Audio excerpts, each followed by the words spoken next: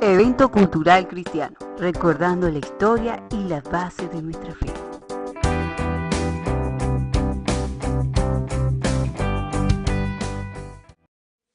Quiero referirme a que estamos hablando ante todo de la iglesia. En la siguiente diapositiva vemos que esta promesa que Jesús hizo se cumplió. Porque acá tenemos, analizando el porcentaje de religiones en el mundo, el porcentaje de personas que practican determinada religión, vemos que un 34% de los habitantes del planeta se autodefinen como cristianos. Es decir, que una tercera parte de la población mundial se autodefine como cristiana. Es decir, que en medio de todos los defectos, con todos los defectos que en su momento la Iglesia Católica tuvo, con todos los defectos que también Lutero y el protestantismo tuvieron, porque también metieron la pata y mucho, corrido el tiempo, aún así las puertas del Hades no prevalecen contra la Iglesia. Y una tercera parte de la población del mundo, según estadísticas del 2011, un 34%, practica el cristianismo. Vemos que los musulmanes son un 25%, los hinduistas son un 16%, están reducidos en la India. Lo que pasa es que la India tiene muchos millones de personas, pero el hinduismo es como que no sale de ese lugar. Lo mismo pasa con el budismo, que es un 6%, las religiones tribales, un 4%, el judaísmo, un 0.2%, y los ateos y los agnósticos, un 12%. Los que realmente crecen son los cristianos y los musulmanes. Los demás están como medios estáticos.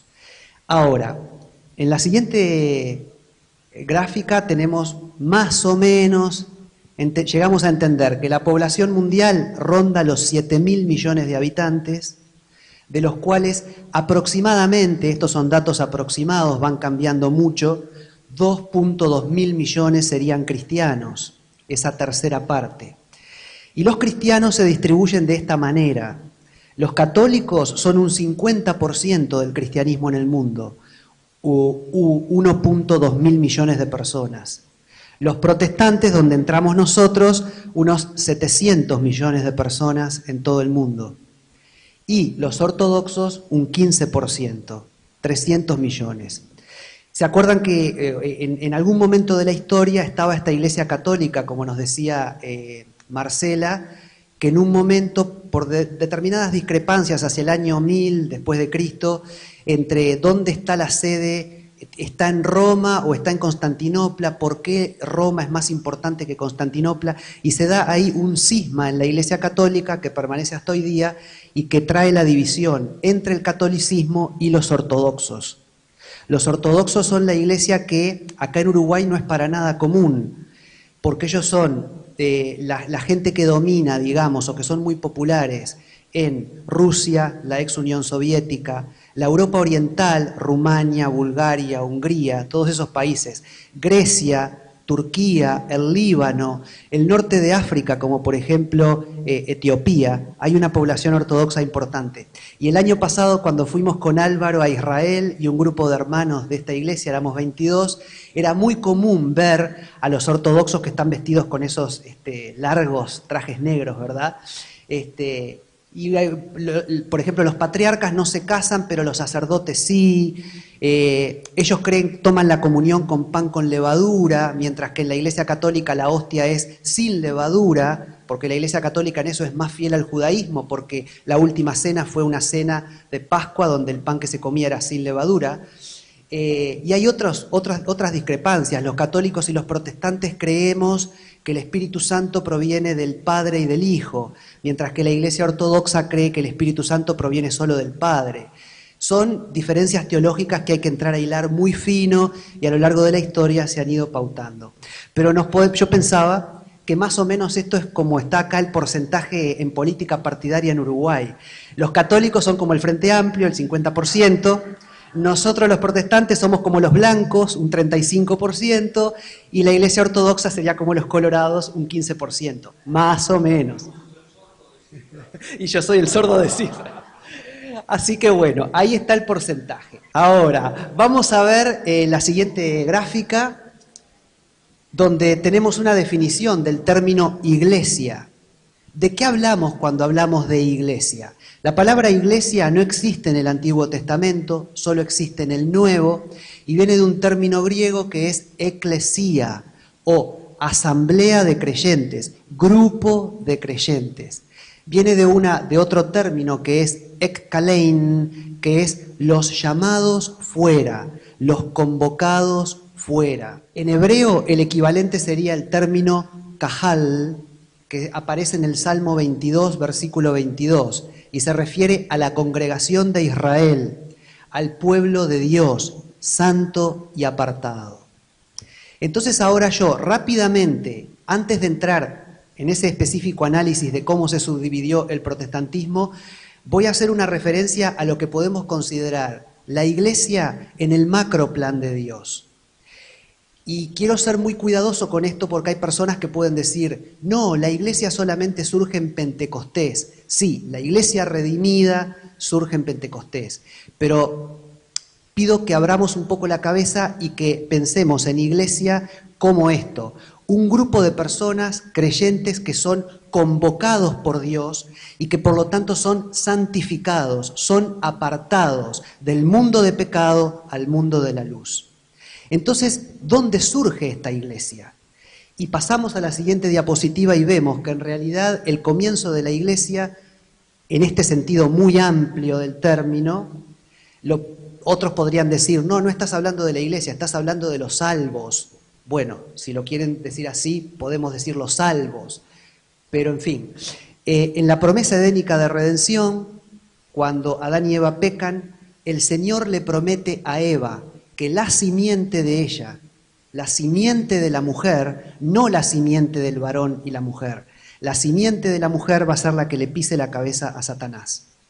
Es la promesa edénica de que un día va a venir el Redentor, un día va a venir Jesucristo, nacido de una mujer virgen, y ese ser, Dios hecho hombre, le va a pisar la cabeza a Satanás y va a vencer a la muerte.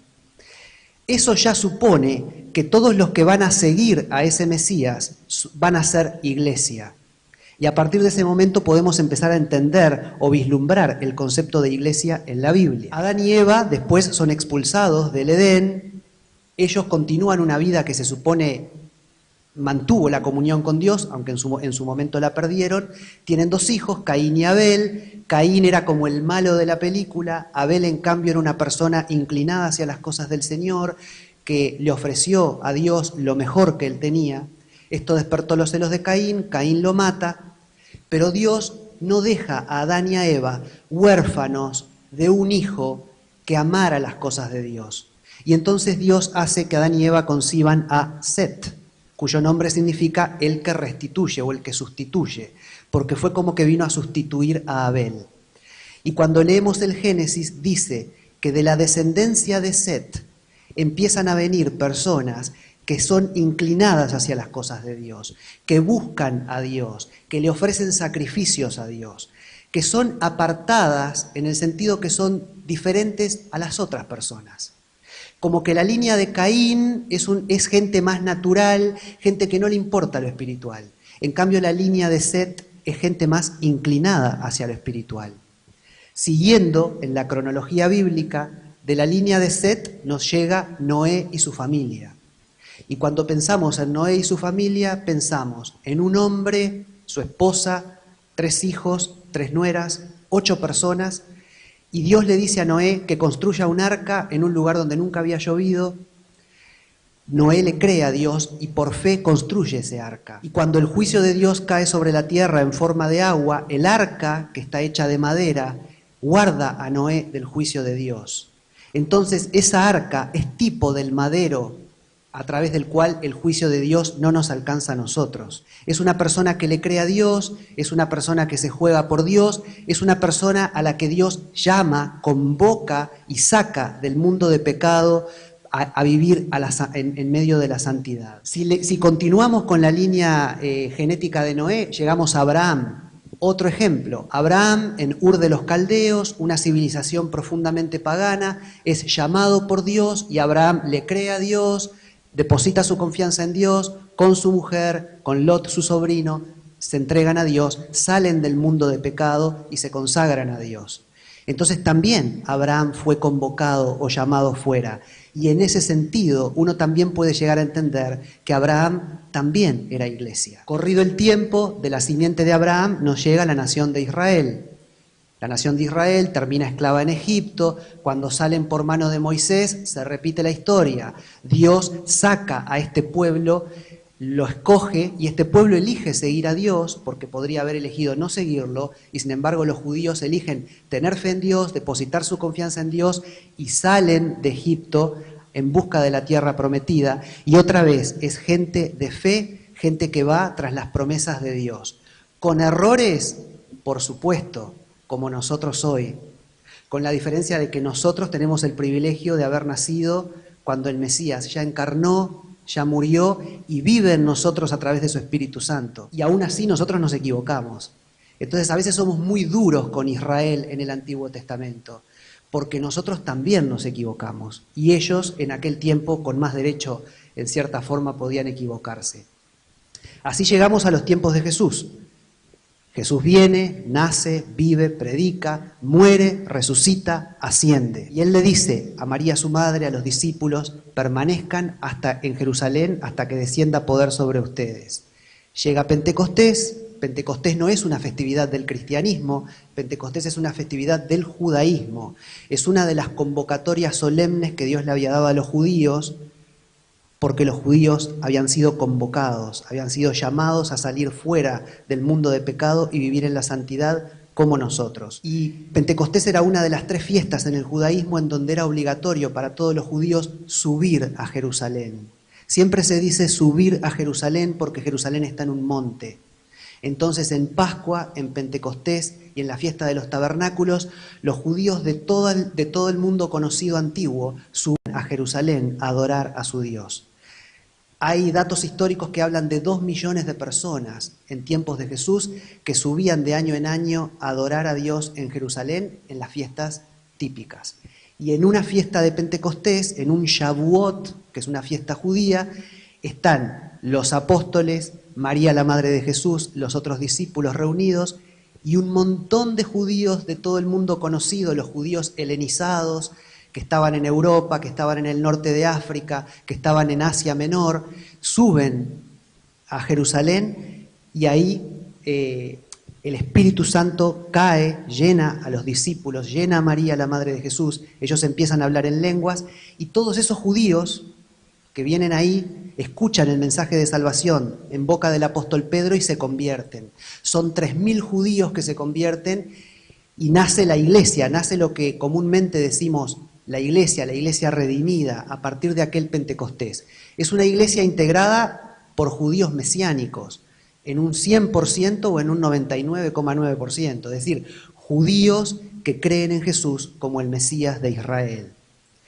Ahora, esa generación muere. A partir del año 100, aproximadamente después de Cristo, empieza el periodo del que hablaba Marcela, donde empiezan a aparecer los padres de la iglesia, que se prolonga por muchos siglos. Hay muchos padres de la iglesia a lo largo de muchos siglos.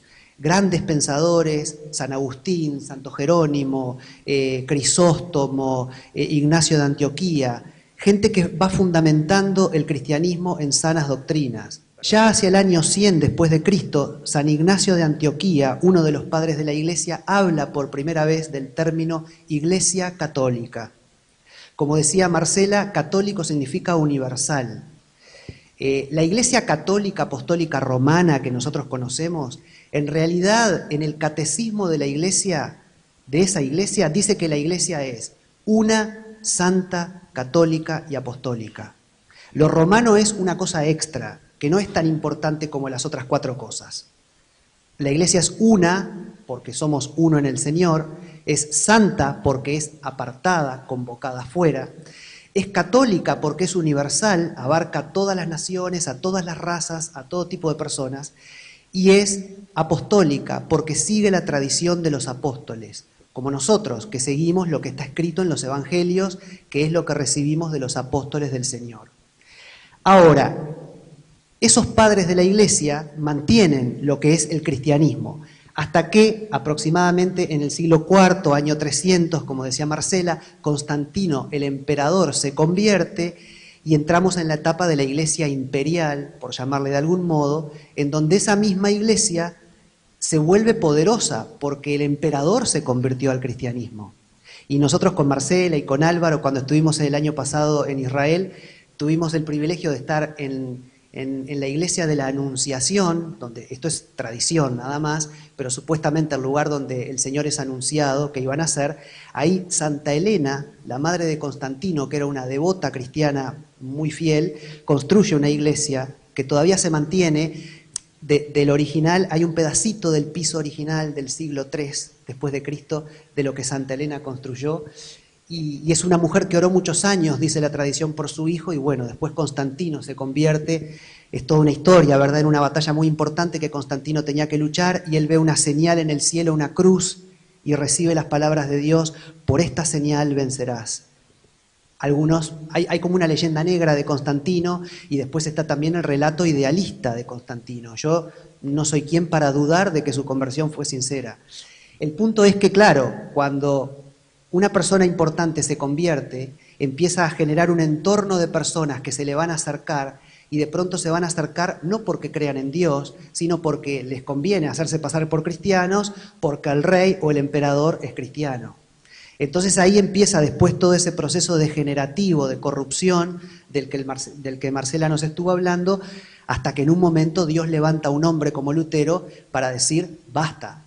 Porque como también dijo Marcela, Lutero no fue el primero en intentar levantarse contra la Iglesia Católica. Hubo muchos otros, pero los otros movimientos, en esa providencia, en esa cosa que solo Dios sabe, no prevalecieron. Y la Iglesia Católica durante 14 siglos prácticamente, si pensamos en el año 100 hasta el 1500, fue la única iglesia cristiana oficial en el planeta encargada de llevar el Evangelio a todas las naciones. ¿Hicieron el trabajo bien? ¿Hicieron el trabajo mal? Lo hicieron. Son hombres. Y la promesa de Jesús es: las puertas del Hades no prevalecerán contra la iglesia. No solo porque el enemigo está en contra de la iglesia, y la promesa es que la iglesia va a vencer a Satanás, sino que también el enemigo somos nosotros mismos, los seres humanos que tenemos debilidades. Hoy día juzgamos con mucha dureza muchas cosas que la Iglesia Católica hizo a lo largo de la historia, pero nosotros hoy, en el siglo XXI, también hacemos muchas cosas mal.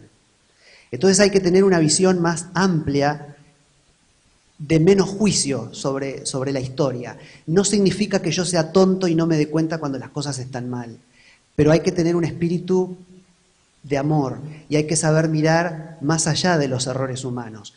Hoy día yo veo dentro de la propia iglesia protestante a veces siervos de Dios muy preparados, muy capacitados, y por ejemplo tienen en YouTube predicaciones enteras, nada más que dándole palo y palo a otro siervo de Dios. Está bien, capaz que no te gustan un montón de cosas del otro.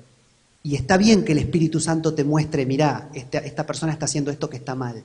Pero el espíritu que te tiene que animar tiene que ser un espíritu de sí corregir al hermano, pero no de tirarle palo y de perder la visión de que es un hermano. Porque esa fue la visión de Lutero, como nos decía Marcela. Él no quiso abrirse de la Iglesia Católica. Él llegó a un momento que no pudo más y bueno, la Iglesia Católica lo sacó a patadas a él.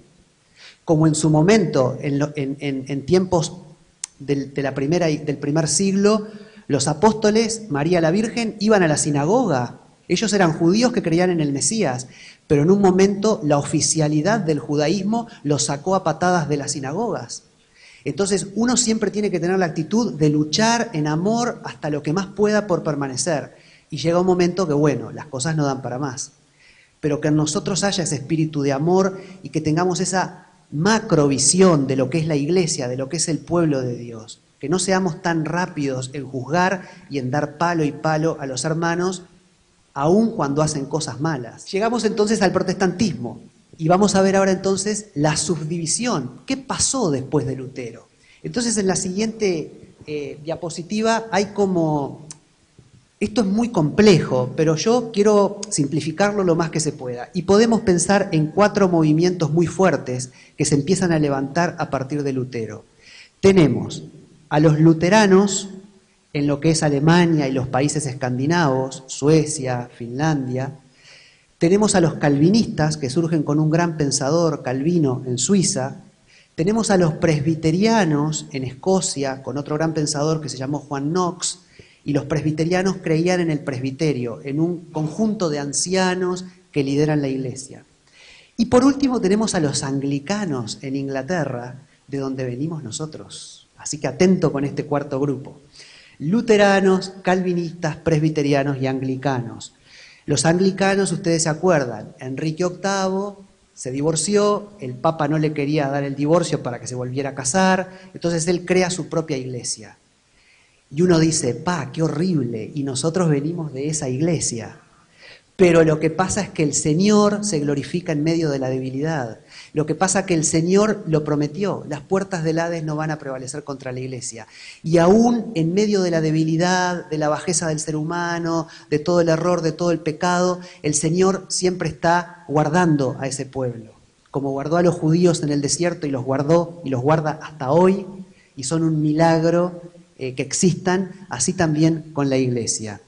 Entonces, ¿qué pasa? La iglesia anglicana en Inglaterra. Ahora hay algo que tenemos que también entender. Lo bueno de la iglesia anglicana fue que los teóricos de la iglesia anglicana tratan de tomar lo mejor de Lutero, lo mejor de Calvino y lo mejor del catolicismo.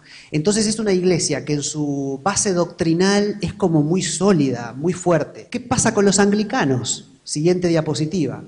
En un momento, esa iglesia nace ya casada con el poder, porque Enrique VIII, el rey, la crea. Entonces ya es una iglesia que desde el vamos tiene un proceso como el de la iglesia católica cuando Constantino se convierte. Se mezcla la iglesia con el poder. Empiezan a pasar los años. ¿Y qué sucede? Los anglicanos se dividen en tres ramas. Los anglo-católicos son los que quieren volver a la iglesia católica. Vamos a volver a la unidad con la iglesia católica. De hecho, hubieron ejemplos de pastores anglicanos que se terminaron volviendo a convertir al catolicismo. Y hoy día es una rama que todavía existe dentro de la iglesia anglicana. Después tenemos la iglesia anglicana oficial, que se mantiene hasta hoy día, pero en algún momento, dentro de esa iglesia anglicana oficial, surge un pastor que se llamó Juan Wesley, que fue conmovido por unos luteranos que vivían de una manera muy piadosa, se llamaban los luteranos pietistas, los moravos, y Juan Wesley se inspiró en esa gente. Los moravos esos luteranos pietistas tenían una carga muy grande por las misiones y por hacer misiones en todo el mundo, y eran como un movimiento efervescente dentro del luteranismo, porque cuando Lutero surge, bárbaro, es todo puro, es todo maravilloso. Pero después que la iglesia luterana se oficializa, le pasa lo mismo que a todas las denominaciones a lo largo de toda la historia. Se empieza a volver como una cosa religiosa, se empieza a enfriar, empezamos a perder la frescura del espíritu. Entonces Dios en algún momento empieza a despertar gente con hambre y sed de la palabra de Dios que reciben una unción fresca. Eso pasó con los luteranos pietistas. Y Juan Wesley, que era un sacerdote anglicano, un pastor anglicano, se inspira en ellos. Y de Juan Wesley surge la iglesia metodista, que hasta hoy día existe en el mundo, con sus diferentes ramas. Y hoy día, por ejemplo, la iglesia metodista, iglesia protestante, en algunas de sus orientaciones, permite que, por ejemplo, un pastor bendiga un matrimonio homosexual, lo cual es un horror y es algo que la iglesia católica no permite. Hoy en día hay una rama de la iglesia metodista que permite que las mujeres aborten porque considera que la mujer es dueña de su cuerpo, cosa que la iglesia católica todavía no permite. Esto lo digo para que nosotros entendamos que a veces nosotros satanizamos a la iglesia católica apostólica romana y nos parece que los protestantes son la octava maravilla. Y esto lo pienso yo, los evangélicos, que somos el ala fundamentalista de la iglesia protestante, somos menos apóstatas que la iglesia católica, porque somos más fieles a la palabra de Dios. Pero yo creo que la iglesia católica en este momento de la historia es menos apóstata que la iglesia protestante, porque hay grupos anglicanos, hay grupos metodistas, están los episcopales en Estados Unidos que ya están aprobando el matrimonio igualitario y están aprobando el aborto. También sucede, increíblemente, que cuando estas iglesias toman esas resoluciones, que las toman por voto democrático, la mayoría opta de los pastores por esa opción. Y lo que sucede es que las iglesias en poco tiempo quedan vacías. Entonces son como grandes dinosaurios, unos edificios espectaculares y casi no tienen gente. Porque el pueblo no es tonto y el Espíritu Santo habla al pueblo y el pueblo sabe qué voz escuchar. La cuestión es que entonces dentro de la oficialidad anglicana surgieron los metodistas y a su vez hay una tercera línea dentro de los anglicanos que son los puritanos, que son los nuevos Lutero, son los que dicen no. La iglesia anglicana se casó con el poder, está todo muy corrompido, vamos a abrirnos, vamos a iniciar algo nuevo, algo fresco. A su vez, dentro de los puritanos hay como dos grandes movimientos.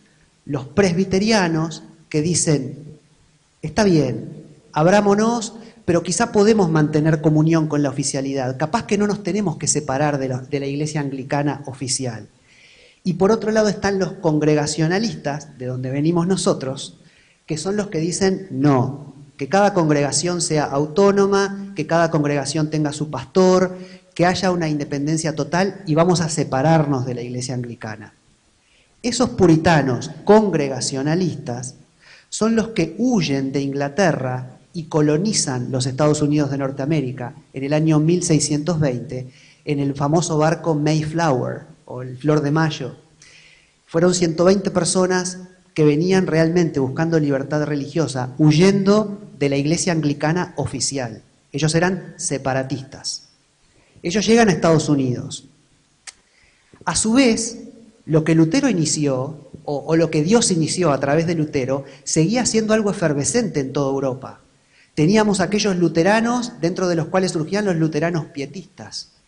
Después, por ejemplo, tenemos los anabaptistas, que son personas que dicen no está bien bautizar a los niños cuando son bebés, que la gente se bautice de grande.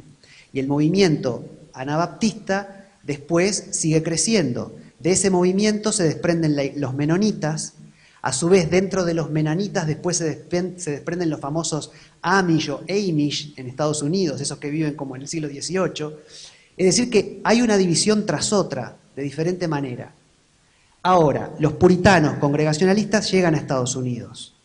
Pero después, la iglesia anglicana oficial empieza a mandar gente a Estados Unidos también. Los luteranos también empiezan a mandar gente. Los luteranos pietistas, que son los más espirituales, los más efervescentes, también van a Estados Unidos. Los anabaptistas también. Surgen los bautistas en Inglaterra. Algunos dicen que se inspiraron en los otros anabaptistas, otros dicen que fue diferente. En fin, la cuestión es que Estados Unidos se convierte en una masa de protestantismo de todos los colores que te puedas imaginar. Y eso continúa después en el tiempo. No sé si la siguiente diapositiva nos explica un poquito el resumen. Venimos de la Iglesia Católica, surge la Iglesia Protestante, Lutero, Calvino, Juan Knox en Escocia, y la Iglesia Anglicana a través de Enrique VIII. Dentro de la Iglesia Anglicana surgen los puritanos, que son los que se rebelan contra la Iglesia Anglicana. Dentro de los puritanos congregacionalistas, que son los que creen en la independencia de cada congregación. Y después, en medio de todo eso, van a surgir, por ejemplo, los bautistas. Ahora, en Estados Unidos esta iglesia está establecida y lo que sucede hacia el siglo XIX, principio del siglo XX, es el gran movimiento de la iglesia cristiana en el siglo XX, que fue el movimiento pentecostal, que es un movimiento universal, porque es un movimiento que se da en Estados Unidos, pero que se da en otras partes del mundo también. Personas en Estados Unidos que estaban en esas iglesias protestantes, que quizás se habían vuelto un poco frías, otra vez se repite el mismo proceso que vivió Lutero. Empiezan a buscar de Dios, empiezan a apartarse, quieren algo fresco del Señor. Empiezan a tener reuniones en los graneros y ahí empieza a manifestarse el Espíritu de Dios. La gente es llena del Espíritu Santo, como en aquel Pentecostés cuando nació la Iglesia Redimida, hablan en lenguas, imponen manos sobre los enfermos y los enfermos son sanados. Es una revolución. Y no solamente sucede en Estados Unidos, sucede en Chile, sucede en los países escandinavos, sucede en Australia. Entonces eso evidencia que ese fue un mover de Dios en el siglo XX. Hoy día, si yo creo ahora una secta media extraña y la subo a la web, a YouTube, mañana me copian de China y pasado mañana me copian de Noruega. Y no hay garantía que el movimiento que yo inicié sea de Dios. Es una cosa humana que fácilmente se puede copiar por todo lo que ha crecido la tecnología. Pero en el siglo XX, a principios del siglo XX, no era así. Es decir, que realmente fue de Dios el mover pentecostal. Y si pasamos a la siguiente, vamos a ver que el mover pentecostal no solamente afectó a la iglesia protestante, sino también la iglesia católica. Dentro de la iglesia católica se le conoce como el mover o la iglesia carismática. En 1967, en Estados Unidos, 2 personas católicas que estudiaban en una facultad dijeron, si esto es de Dios, queremos experimentarlo. Y ellos fueron llenos del Espíritu Santo, comenzaron a hablar en otras lenguas, Dios les da el ministerio, el don de sanidad, oran por los enfermos y la gente se sana. Y en la década de 1970 fue una revolución en la Iglesia Católica el movimiento carismático. Después es como que entró en un plató. Pero aún hoy día ese movimiento es muy fuerte en Brasil, en Filipinas, en India y en África. Son los 4 lugares donde el movimiento católico carismático es muy fuerte. Acá en Montevideo hay una iglesia católica carismática, que es la parroquia Belén del padre Elizaga en Malvín. Y si ustedes van, es como si fuera un culto pentecostal. Con esto lo que quiero decir es que la iglesia católica también es iglesia. Tiene muchas cosas malas, pero tiene muchas cosas buenas. Es cierto, la Iglesia Católica cree que la Virgen y los santos interceden por nosotros ante Jesús, y nosotros sabemos que eso no está bien. La Iglesia Católica le exige, por así decirlo, a un sacerdote que no se case. Tampoco es lo que la Biblia dice. La Iglesia Católica cree que en el momento de partir el pan y el vino, literalmente el pan y el vino se convierten en la sangre y el cuerpo de Cristo, cuando la palabra dice que el Señor se entregó una vez y para siempre. La Iglesia Católica hace poco dijo que la Virgen fue concebida inmaculadamente, cuando la Biblia dice que el único sin pecado es Jesucristo. Entonces la Iglesia Católica tiene cosas que están mal, que están fuera de la palabra. ¿Pero por qué son iglesia? Porque creen en el Padre, en el Hijo y en el Espíritu Santo, cosa en que las sectas no creen. Los mormones, los testigos de Jehová, no creen en la divinidad de Jesús. La Iglesia Católica sí. Padre, Hijo y Espíritu Santo. La Iglesia Católica cree en el nacimiento virginal de Jesucristo, lo cual es fundamental porque tiene que ver con aquella promesa edénica de redención que solamente de la simiente de la mujer iba a venir el Redentor. La Iglesia Católica cree en la encarnación de Jesucristo, en su muerte vicaria en la cruz por la humanidad, en su resurrección literal, en su ascensión y en su venida en gloria. Entonces, es una doctrina muy fuerte. Tener todos esos puntos en común con los católicos y con los ortodoxos nos hace a nosotros, pese a todas las diferencias, hermanos. Y cuando el año pasado estábamos en Israel, es conmovedor. Vos vas a los diferentes lugares y vos ves los pastores protestantes, los curas vestidos de negro de la iglesia ortodoxa y los católicos, y todos suben de año en año a Jerusalén a adorar a Jesucristo. Y es como que, es muy fuerte. Termino preguntándome, siglo XXI, ¿será que lo nuevo, como fue pentecostal o el movimiento pentecostés en el siglo XX, será que el nuevo mover de Dios es lo apostólico y lo mesiánico? Cuando hablo de lo mesiánico, hablo de la necesidad de volver a la raíz judía del Evangelio. Cuando hay algo que es de Dios, es imparable. Los hombres lo quieren frenar y no pueden. Y hoy día hay como una sed en el pueblo de Dios por todo lo que es la raíz mesiánica del Evangelio, lo que es volver no al judaísmo en el sentido de la ley, pero sí al judaísmo en el sentido de que fue la cultura que Dios eligió para darse a conocer al hombre, y que el judaísmo, el Antiguo Testamento, revela al Mesías en cada palabra. Entonces uno tiene que aprender del judaísmo para ver eso, y cuando ves eso, tu fe como cristiano es fortalecida. Entonces yo creo que es un mover de Dios el querer volver a la raíz judía, y por eso es como imparable, y surgen movimientos mesiánicos en todo el mundo. Cuando digo movimiento mesiánico no me refiero a congregaciones mesiánicas que quieran alcanzar a judíos, porque esas son muy chicas, tienen poca gente. Digo movimiento mesiánico pensando en gente como nosotros que sigue yendo a su iglesia pentecostal, bautista, luterana, pero que tiene una sed por volver a la raíz judía. Como los primeros tiempos en Pentecostés, cuando eran judíos mesiánicos todos los que se convertían. Y también lo apostólico. Yo me pregunto, no estoy diciendo que esto sea así, me pregunto, ¿será que el movimiento apostólico, es decir, esa concepción que existe hoy día, que la Biblia habla de maestros, evangelistas y pastores, pero que también habla de apóstoles y profetas? Entonces hay todo un movimiento hoy día que dice que los apóstoles no eran solamente los 12 apóstoles de Jesús y el apóstol Pablo, sino que es un ministerio dado por Dios y que son hombres que tienen la responsabilidad de edificar a la iglesia en diferentes partes del planeta.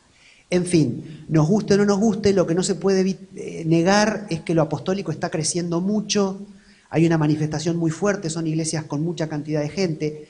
Por supuesto, ¿hay mucho apóstol chanta? Sí.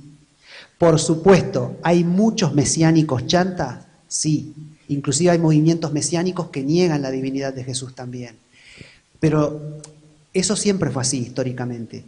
Digo, la cizaña crece con el trigo. Entonces, lo que uno tiene que tener, pedirle a Dios discernimiento.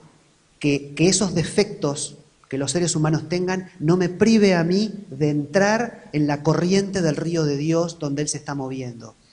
Porque, y con esto sí ya termino, cuando pienso en los pentecostales en el siglo XX, hubo muchas iglesias que no entraron en el mover pentecostal.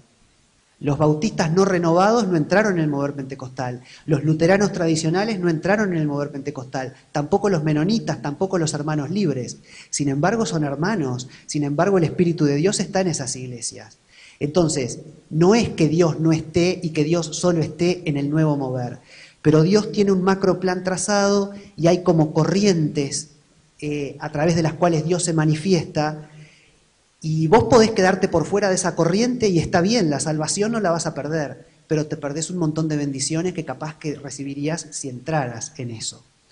Y la última diapositiva es, o la penúltima, la que dice, ¿verdad?, que un día el Señor va a volver y todos los cristianos de todas las épocas vamos a ser como una multitud, una gran multitud que es la iglesia, la cual nadie podía contar, de toda nación y tribu y pueblo y lengua, que estaban delante del trono y en la presencia del Cordero, vestidos de ropas blancas y con palmas en sus manos. Es una multitud que nadie puede contar. Entonces quizás ese 34% de cristianos que hay hoy en día en el mundo, más todos los que se han ido muriendo a lo largo de los siglos, integren esa multitud. Y en efecto vemos, como dice la última diapositiva, ahora sí, que las puertas del Hades no prevalecieron contra la iglesia. La palabra del Señor es fiel, Jesucristo no miente, y pese a nosotros y a todos nuestros defectos, la iglesia sigue avanzando. Amén.